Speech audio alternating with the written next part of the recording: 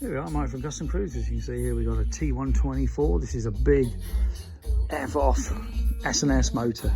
Okay, bags of torque, 110 foot-pounds of torque at 2,700 revs. It's a real torque monster, only revs to 4.5, but that's all we need on a bagger.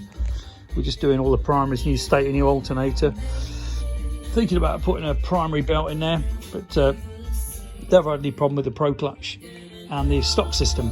You can also see here the billet 6, big brakes, 13 inches, beautiful wheels, the old Maltese cross.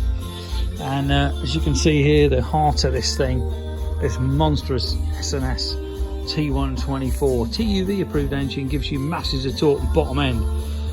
Not so much horsepower, but who needs horsepower when you've got torque like that? As you can see here, Baker 6-speed. This is the OD6, overdrive 6. This will give you enormous drop in revs in top. Okay, with its, I think it's 0.65 top gear, whatever it is.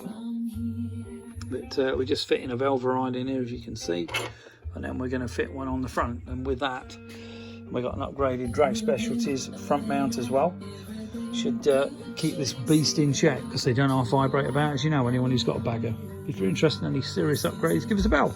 Air compressor here for your air shocks. This is the Giles adjustment on the run as you're actually riding.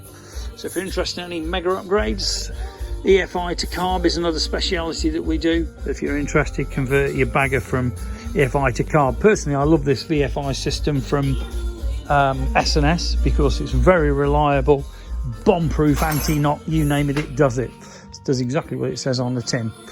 Okay, so Mike from CustomCruisers.com or CustomCruisers.eu, the new site. Give us a bell. Email sales@CustomCruisers.com as well. Thank you.